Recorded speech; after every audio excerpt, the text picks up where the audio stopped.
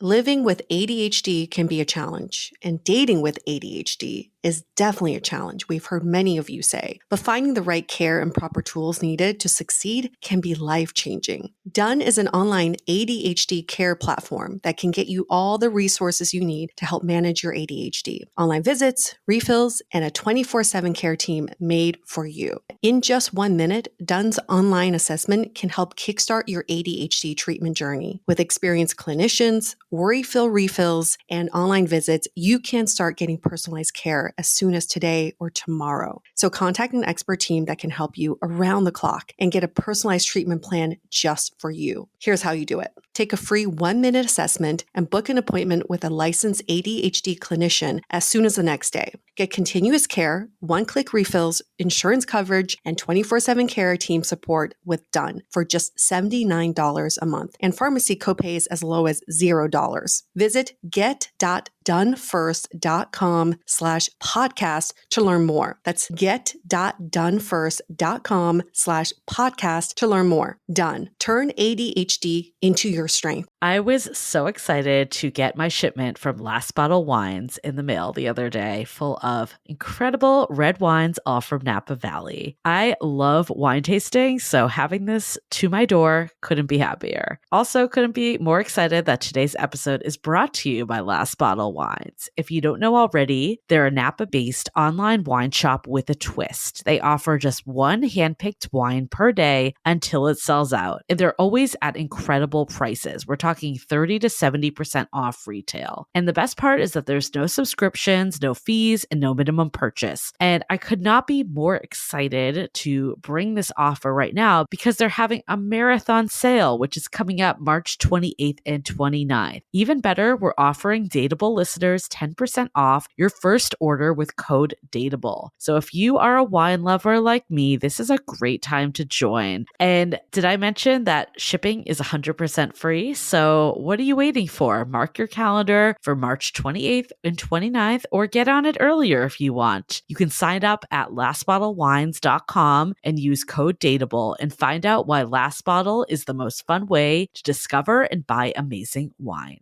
The Dateable podcast is an insider's look into modern dating that the Huffington Post calls one of the top 10 podcasts about love and sex. I'm your host, Yue Xu, former dating coach turned dating sociologist. You'll also hear from my co-host, Julie Krafchick. On each episode, we'll talk to real daters about everything, from sex parties to sex droughts, date fails to diaper fetishes, and first moves to first loves. We are excited you've joined us for an older episode. While our earlier seasons were all about dating in San Francisco, we quickly realized all the themes and learnings are universal for all daters. So we shifted to covering dating from all around the world as the seasons progress. The fun part is, things happen first in San Francisco, the tech epicenter and counterculture capital of the world. We love for you to keep tuning in to our older episodes, but there is no set order to listen in, so feel free to jump to more recent seasons or relevant episodes for you. Enjoy the show.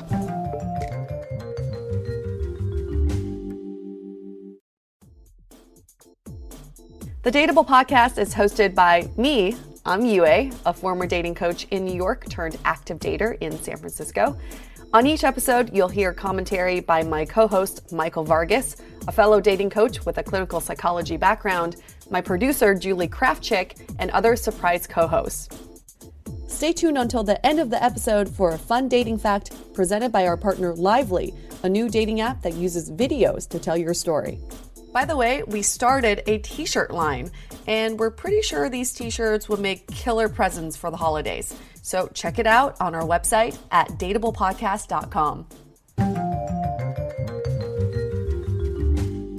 Hey everyone, welcome to another episode of Dateable, a show that opens up a candid conversation about dating in San Francisco. So on each episode, we dissect a dating story, and one of the requests we always get from our listeners is that they want to hear about how people go from dating to relationships. So today, I have Boris and Kate here, who, when I kind of brought this up to my producer, Julie, do you want to say hey? Hey. Hey girl, hey. When I brought this up to Julie, Julie's like, I have these great friends of mine who have a great story. They're getting married this year.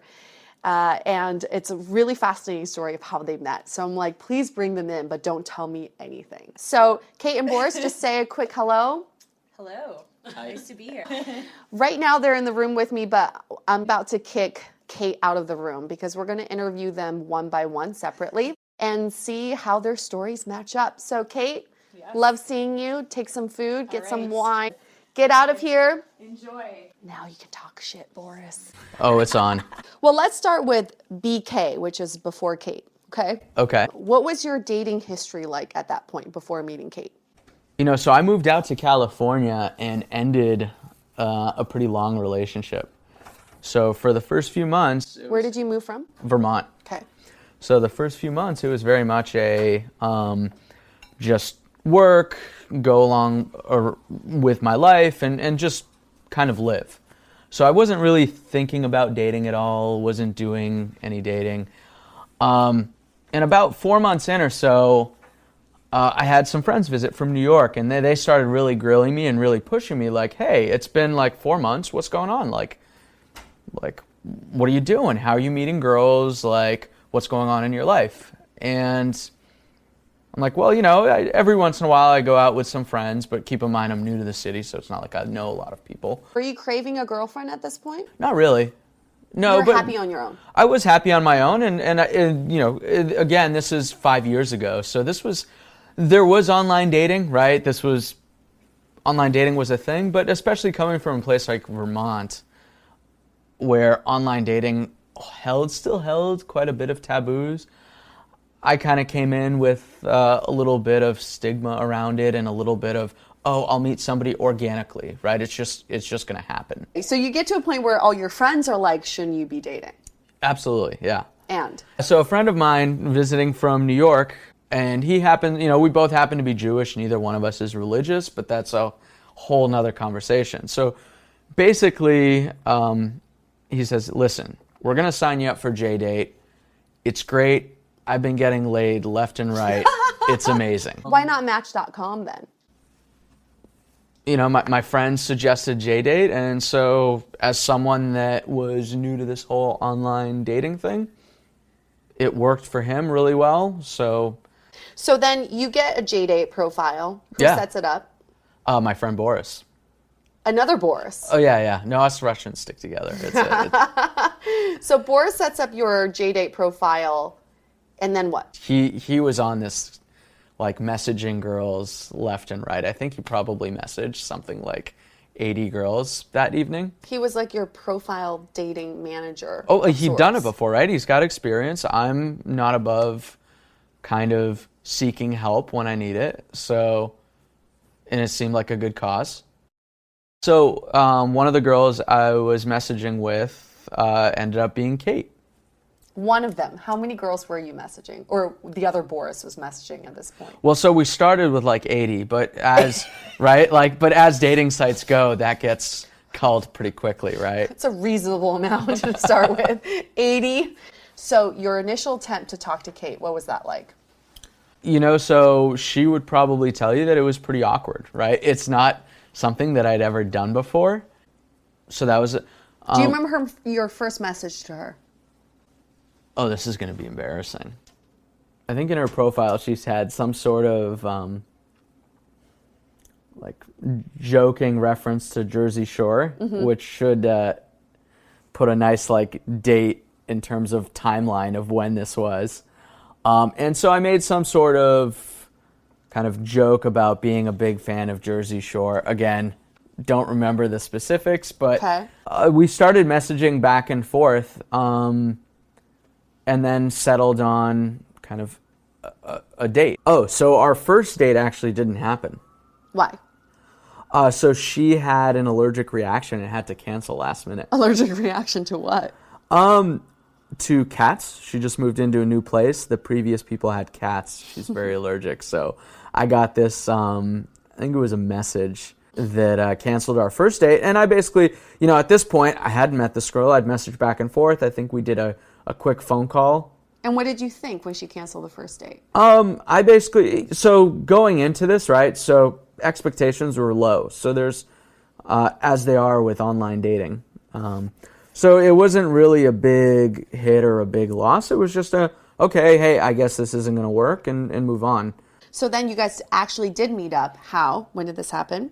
So she canceled but rescheduled. So I should note that this was my first actual internet date. Oh, okay. So I was pretty nervous. I got there first, got a drink. That definitely helped. And she showed up, and we just started talking. And, First impressions. oh, she's gonna kill me. But the female form is so beautiful, and I do not understand why San Francisco tends to, and this was the case with Kate as well, like just layers and baggy and all sorts of things, and it's certainly like maybe stylish, I don't know, but not to my taste at least. Okay. So then she comes to you. Mm-hmm. Did you recognize her right away? It was, I mean, yeah, we met pretty early in the night. Like, I think we met at like 5 or 6 p.m. So, that's an early so the bar was far from full. And so it was very obvious. And, so we basically, like, we plopped ourselves down at the bar, got a few drinks and started talking. Okay. And? The conversation flowed incredibly well. She's an amazing person. She's someone that brings a lot to the table. She's incredibly smart. She's witty, she's funny, and like we just had this instant banter, right? This back and forth. What was one thing that she told you that you remember? One thing that stood out? I don't know that like what she told me, right? But in terms of the question, she asked really good questions. So she was a great conversationalist. Yeah, absolutely. She was able to carry on the conversation. How did this date end? Do I have to answer that question? Yes. Uh-huh. We went back to her place. Really? Yeah. So the conversation was so good. Whose idea was it to go back to her place? Oh, I don't remember. It kind of like, it happened pretty naturally, I want to say. And then what happened? Tell me. Yeah, no, I mean, we hooked up. It was great. You had sex? Yeah. Okay. Next morning, what happens? Did you spend the night? Yeah. Okay. Yeah, no, spent the night. Next morning, had sex again. And what was going through your head at this point? You're like, online dating is amazing. Yeah, no, I was like, yeah, JDate is great. Is Kate Jewish? No, she's not. Did you ask her why she's on JDate? She got tired of the dating scene on other websites. and actually, you should probably have her answer this question of why she went on JDate. And then how does this relationship progress? It was a slow start. I should note, like, I went on a few other dates between our first date and the second date. Mm-hmm. I had already kind of set them up. And the other thing is, again, early on, you don't really know, right? The other dates that I went on after the fact really solidified for me that, like, I had a really good connection with Kate. Oh, so it took the other dates in comparison for you to know. Nothing will show you what a good date should be like going on a bad date. Huh. And then when did you know that you wanted her to be your girlfriend?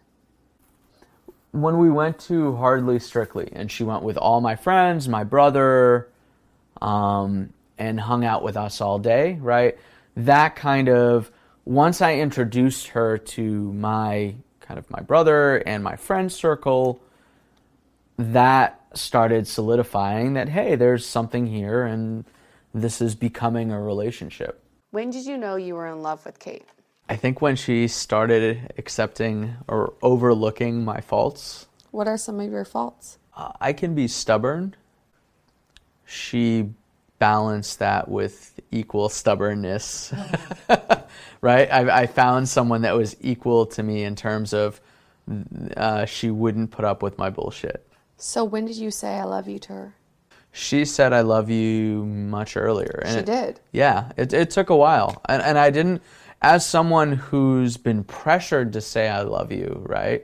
So when she said I love you, what did you do? We had a conversation about it in terms of why I couldn't say that yet, why I didn't say I love you too. So do you remember the first time you said I love you to her? Do you remember that moment? No. When did you know that she was the one for you?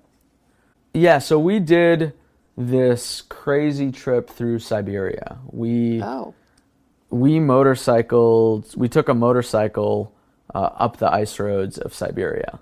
That was just such an amazing adventure, and so that was really, hey, someone that I can share this with, something this out there, this kind of fun and crazy and really, really challenging. Mm-hmm. That's someone that I can really spend my life with. And how long were you guys dating before you proposed? 4 years. 4 years, okay. Yeah. Kate was definitely kind of ready for that step before I was, and I needed a little more time. Mm-hmm. And that actually created a lot of pressure in our relationship. Really? Okay, let's park that. Now we have Kate back in the room. Boris is downstairs. Are you ready for your part? Sure. Let's just start from the beginning. I'm going to call this BB, before Boris. Tell me about the time before Boris. What was your dating history like? I was single for quite some time, probably about six plus years. Define single for me. Not really in a serious relationship. But dating. But dating, yeah. Dating, meeting guys. I had some, I would say, pseudo relationships where I would see somebody for a few months, 3 to 6 months, but I never really connected with someone super seriously. And I think my college boyfriend was the last boyfriend that I had talked about anything really serious about or even thought about something like living together, which would be crazy. So I was single Kate. After I was single for a while in San Francisco, I kind of came to this point where I thought, life might be kind of nice if I shared it with someone. And I remember... Do you remember what prompted this? There wasn't really a point. I don't think there was some, like, big aha. I think a couple of my friends were starting to get into relationships, and I had always told myself, oh, that's not for me. That's not something, I'm going to just be alone. Like, I'm super happy, and that's my life. I'm happy with it. And I saw a couple of friends that had also been single like me get in these relationships and be very happy. And I thought, this would be kind of nice. And I think I said to a friend, like, oh, I want to be in a relationship. I'm like, well, why? And I didn't really have a good answer.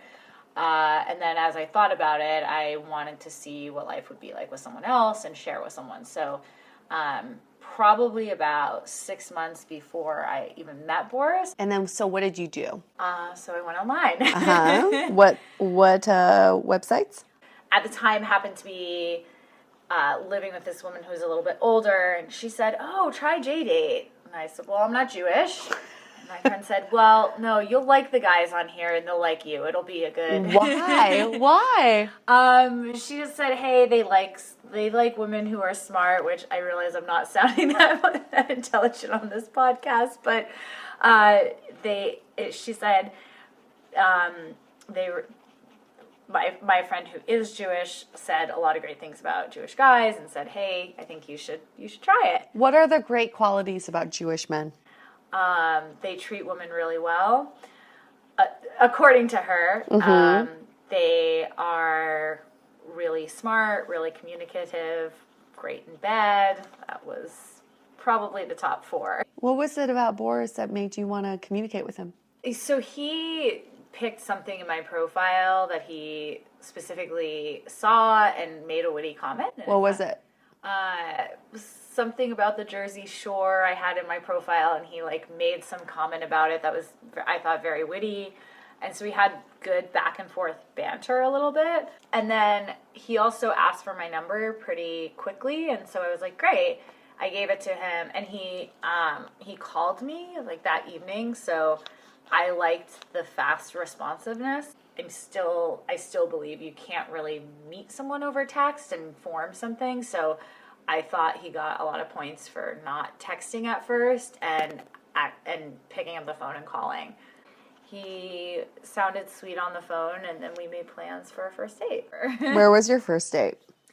So we had a little stuff we went on our first date because we were supposed to go out this one evening, and I ended up having a really bad, I don't know if you talked about this, a really bad allergic reaction to, like, my friend had cats, and so I had slept there, and so I had this bad reaction, so I called him to cancel the date or postpone it, and I realized it sounded ridiculous because I said, hey, this is going to sound kind of crazy, but I'm really allergic to cats, and so, like, my face is swollen and can't really leave the house because I like, my eyes aren't shutting, and my like, yeah, I had, like, it wasn't good, and he's like, all right, well, I'm going away, like, can we reschedule for when I get back in 3 days? And I said, yeah, so then we had our first date. So it was a little bit, but I was totally honest because I was like, well, I'm not going to lie, and I don't want to reschedule, I should just be honest, but I realized that the honest truth probably sounds more ridiculous than fiction. Yeah, okay. He still agreed to our first date, and our first date was at Bloodhound in Bloodhound, okay. in Soma. So we went for cocktails. And tell me about that first date. I don't know why. For some reason, I was nervous, which is kind of funny because I hadn't been nervous for dates before. So I had a drink before I showed up. Oh, you had a drink before. Where? At home? Across the street. What did you wear? Do you remember? Yes, as he affectionately calls the shirt, I wore a boob curtain. A I wore what? a boob curtain. A boob curtain? Because it hides everything. He's like, oh, you actually have a figure. Tell me about your first impressions of Boris when you walked into Bloodhound. He was really cute. He looked like his picture. Do you remember anything about his pictures, his profile photos? Yes, I do actually. He was in one picture skiing in his in disco pants. So. Okay, so how did this first date end at Bloodhound? It didn't end at Bloodhound.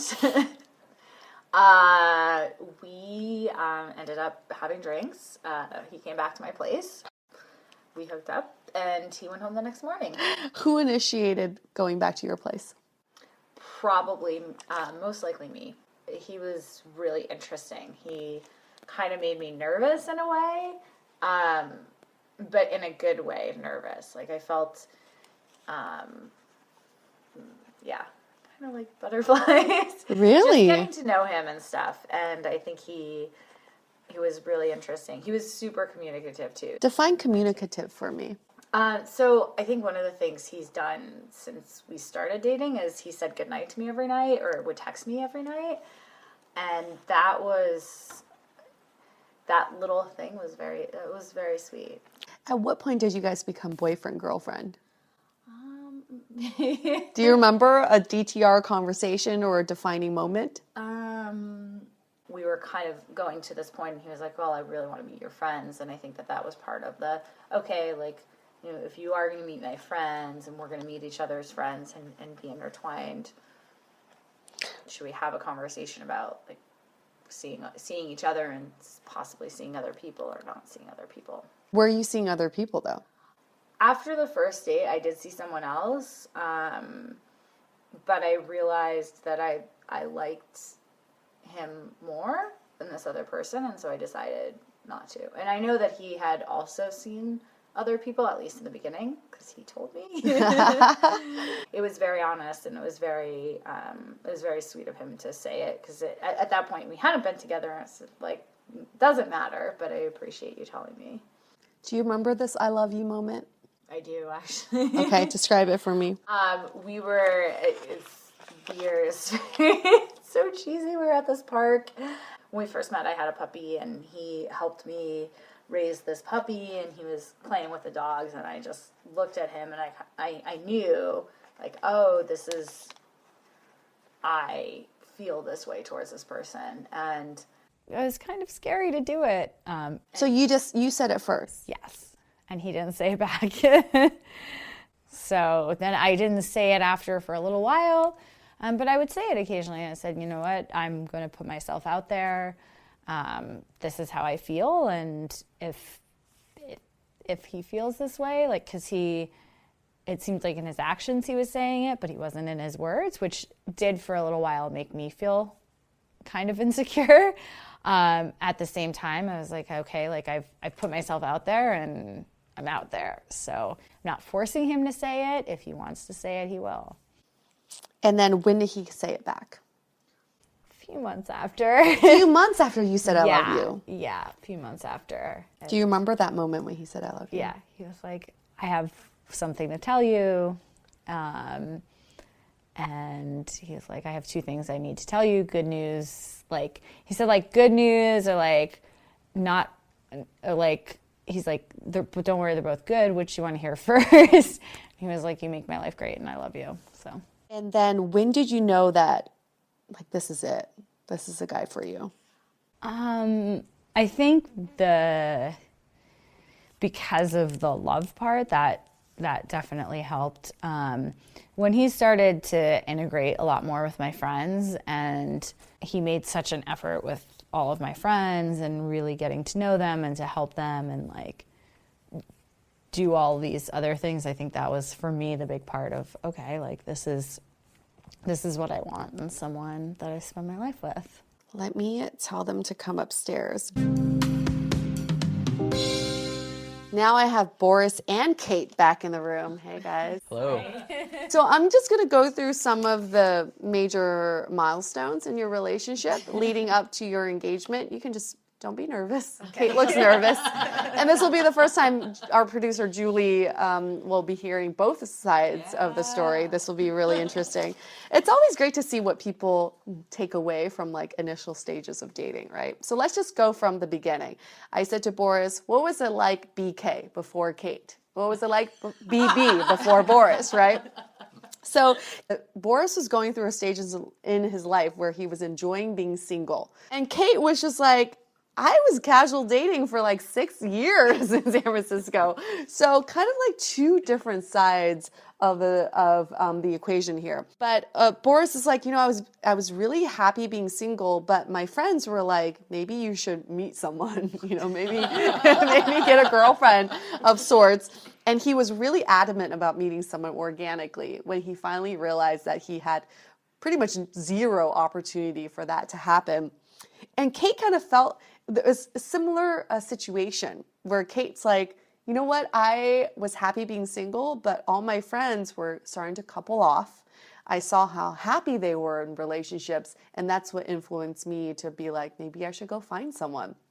And it's interesting, we hear this a lot from couples and from people who go from single life to couple life, is when their friends start coupling off and they're like, you know what, maybe I should try this thing called relationship. So the mindset was really interesting because Kate's like, I think I'm ready to share my life with someone. And Boris just felt like, maybe I should just meet someone, like maybe I should just meet another human. Well, hold on. I work with humans. I meet humans. It's meet a human in a different capacity. So I asked, how did you guys meet? And at this point, Boris had never done online dating. Kate had this brilliant idea from her friend. You should try JDate. A Jewish man, a nice Jewish boy. They're smart.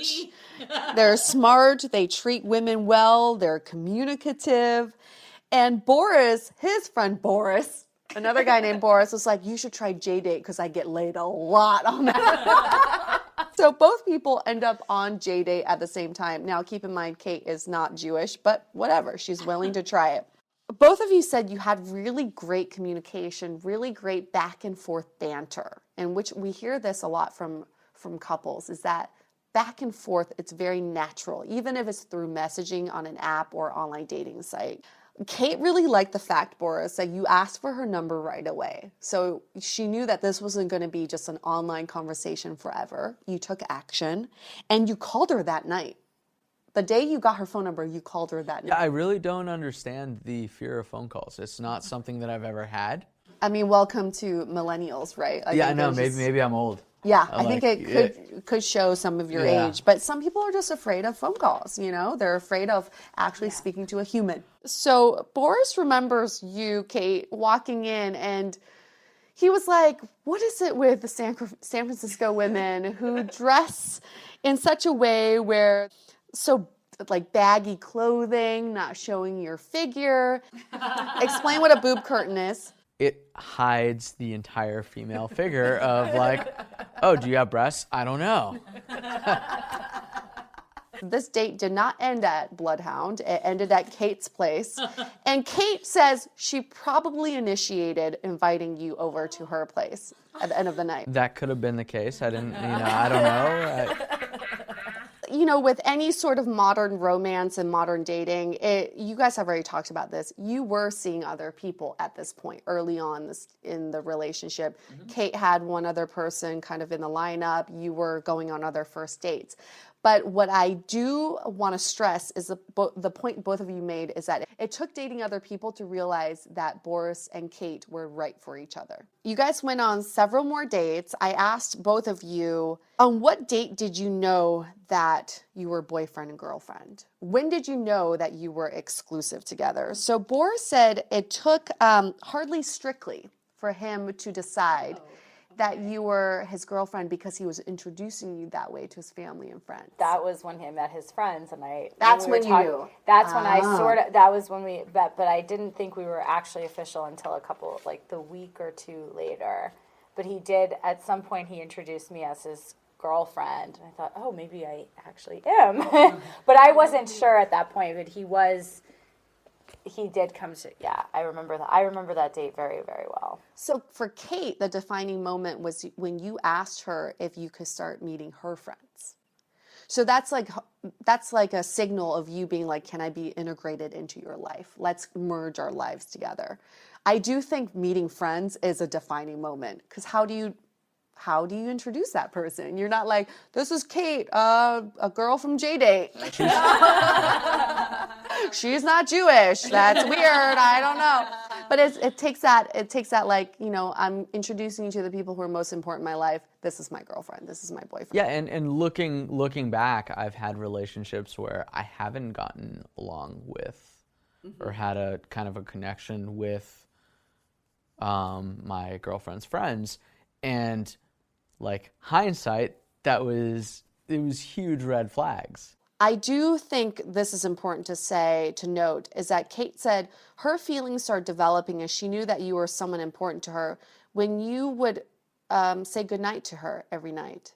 And that was like right from the beginning when we started dating. Like he did it every night. I don't know if you remember. I don't remember this at all, but it sounds like something I would do. It was so I know. Is this some app? Is this some app you use that just like automatically send a good night? No, I assure you that I'm not that clever. So then I wanted to know, when did you know that you were in love? Okay, so this is where it gets really interesting. Oh, God. Yes, it does. Kate had a very vivid memory of her knowing she loved you when you guys were at a park, you were walking her puppy, and she looked at you and she's like, I'm in love with Boris. I'm in love with him. And shortly after that, she said it to you. She said, I love you. And Boris remembers you saying, I love you, and he didn't say it back. Correct. He said it was very awkward for both of you. Yep. But Boris is the type of person, I know quite a few guys kind of like you, you're so stubborn to the point where you're like, even if I'm ready, I'm going to arrive at that point on my own. 100%. Nobody's going to prompt me there. So let me take my own journey. It's worth so much more that way. But the beauty of someone like that is whatever they say, they mean it. There is so much weight to it. It was a little rough. So hold on. Maybe you didn't hear me the first time. I just whispered it. So, I won't say it for another month, and then I'd just be like, I love you. I asked Boris, when did you know that you were in love with Kate? And he said, when I realized that she was overlooking all of my faults, including me being stubborn. And I think that's something that comes up a lot, is that you know you love someone when you can be yourself 100% around them. They're holding hands. If you guys start making out, I do have a closet you can go into. Kate remembers that you said, I love you at her apartment. I asked you when you said, I love you, do you remember that moment? Boris was like, no. All right? Of course not. But it was at Kate's apartment. And you said, I have two things I want to say to you. And what were those two things, Kate? You make my life great, and I love you. It was after we went shopping together, so I don't know if there was a correlation, but Do you remember that now? No, but I mean, if you can make shopping pleasant, then Oh, Boris also wanted to mention he knew that he fell in love with you was also on your trip to Siberia, where he felt like if this is a person who can kind of rough this environment with me and be in this with me together, she's like my partner for life. And I do think sometimes trips, vacations, experiences can really help shape a relationship. or break it. Or break a relationship. That's when you know it's a true test. I think there are ways to test your relationship, and I hate to say test because that's like almost saying that you're doubting a relationship. Ways to see multiple facets of your relationship is to do something together that you're both afraid of. Like going into an environment, some couples going to networking events together where they don't know anybody and it's an industry they know nothing about, and just go into it together. Well, that's so San Francisco. That's very San Francisco. I do know that. Or like you go rock climbing together if you've never done rock climbing. Doing something, both of you, where you're overcoming a fear is a great way to just see another facet of your relationship. What I'm learning from both of you, this love story that you both have, is that you guys basically did not follow any of the rules of dating, right? You slept with each other on the first date. You were on JDate and you're not even Jewish, okay? The girl said, I love you first. I mean, there's like everything in this relationship was the opposite of what you normally hear in like a rom-com. And it still worked out because, why? Why do you think it worked out? We respect each other, right? Like, I have an amazing amount of respect for Kate. She adds so much to my life. So once I found someone that did that for me, then after that, it was kind of all figured out. What do you respect about Kate? Name some qualities. Her willingness to learn, change, and grow. There's some people you meet where it's, hey, this is who I am, this is what I like, and that's that. And there's this rigidness that's there. And the fact that our relationship and our dynamic was fluid, really, like, to me, that was the biggest thing. And Kate, what do you respect about Boris? God, do I have to answer after that? That was so amazing. Yes. I can't think of that he prepares answers. We're all like on the verge of tears right now. I'm like crying. I really don't need a speech. Oh God, where do I start? He's so open and humble and willing to be himself, but also share all of that with me. And I think for most people, even for myself, and like when you meet people, it's really hard to make yourself open and expose your hopes, your dreams, and your fears with someone. And he's so open with me about that. I think that what I'm getting from you guys is this dynamic of not a me versus you. Dating these days, a lot of people have that me versus you mentality. Like the whole, oh, after we slept together, it's a me versus you. I guess I'm not going to text you first, and I know I'm not going to text you first, right? But both of you just kept an open mind about what would happen next, although you had baseline low expectations. But it was more, you were very communicative about like, okay, I don't know what's happening. I've never done this before. I'm new to this. We're in this together. And it's that togetherness that I find really refreshing. So I think for listeners at home, here's an action item for you. There's two. One is if you're in like a strange place with someone you just started dating and there's a need that's not being met or you have some sort of miscommunication, reach out to them and communicate with them. Tell them why you're in this strange state of mind, or tell them what it is that you need right now and why you're feeling this way, and see how they respond. There's no need to be like, well, if he doesn't know or if she doesn't know how I'm feeling right now, then we're obviously not right for each other. Give that person a chance, communicate, and then give them a chance to respond. Action item number 2, go on JDate. Everybody should sign up for JDate. Apparently that's where all the You're not Jewish. Mazel tov. And wear disco pants in your photos. Thank you so much, Kate and Boris, for sharing your story. Special? Oh, we have a little special. This is amazing. I forgot. Okay, we have a little surprise for you. Boris, because you don't have a really good memory, we thought that maybe we should bring back some of the initial messages that were exchanged on JDate. Is this on JDate? I think this is going to ruin the whole episode. I haven't read these, so here's your copy. Okay. Here's your copy. We're starting from here, apparently. This is you. Yeah. Okay, so read that. You're right about Ronnie and Sammy. What a train wreck. Crisis averted. I choose the situation as my role model in life. Funny, I aspire to be as cool as Snooki one day. Apparently they are back together in the latest season thanks to a big paycheck. I mean, working things out on MTV.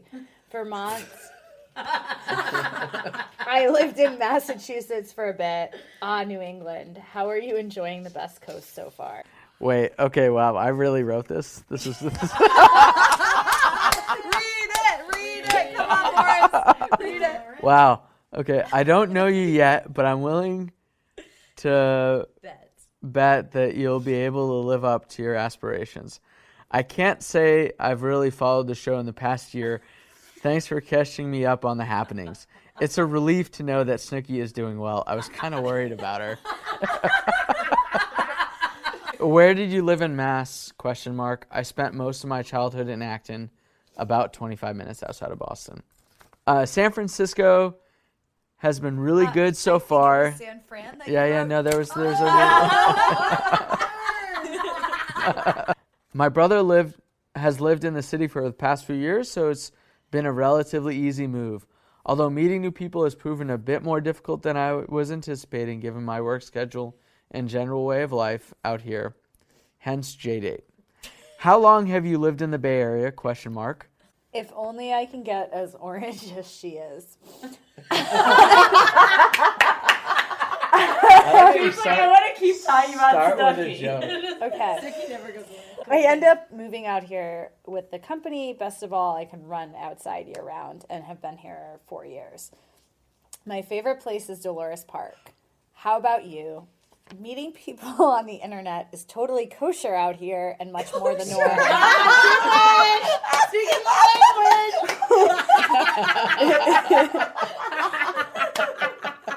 When in Rome. It's kind of funny because my friend back in Boston met her boyfriend of 2 years online and still tells everyone they met at a bar. I noticed you ski. Have you been to Tahoe at all? I ski quite a bit, grew up racing competitively, now I just ski for fun. I've been up to Tahoe a few times, but I'm hoping to make it up more often this coming winter. Do you ski or snowboard? ? Do you want to meet at some point? ? Wander around the city? ? No, I don't want to meet. I just want to be internet-only friends. Just kidding. Sure, here's my cell. Hope to hear from you soon. Bam!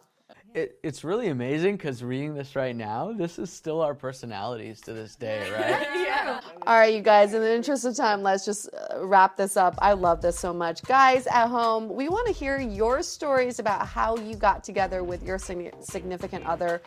It's possible, right? It's possible to find true love in the city. It's possible to find true love in this modern age of romance. We've seen it with Boris and Kate. We've seen it with some of our other guests.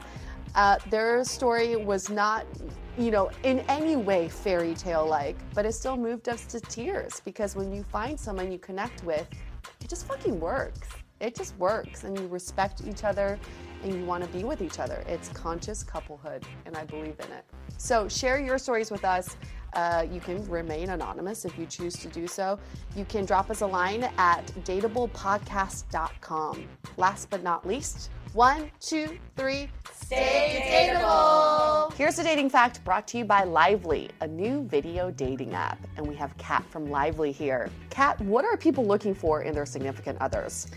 So we surveyed both men and women on what they thought were the most important qualities in their significant others. And the most important quality to men was trust.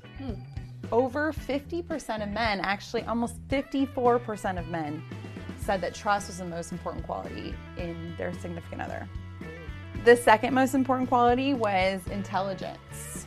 Okay. And the third, sexiness. And what about for women? So for women, it was pretty similar. Women also stated that trust was their most important quality they looked for in a man. But surprisingly, not as many women said that as men. Just under 50% of women said that. Okay. The second one was also intelligence, but the third one was kindness. I like that. Yes. So women, they don't really care so much about the sexiness. They want a guy who's kind. Do you know why? Because we're smart. We know sexiness will die down with age, okay? And I've heard lots of my girlfriends say, that guy has really kind eyes, or he has like a really kind demeanor. So that's actually a really fascinating fact for guys too, you know, just to think about like how you're projecting yourself. Like it. Well, thanks Kat, and thanks Lively for that dating fact. Videos tell your story better. Download the Lively dating app today at golively.app.com. To connect with us, visit dateablepodcast.com. You can also find us on Facebook, Twitter, and Instagram, all under Dateable Podcast.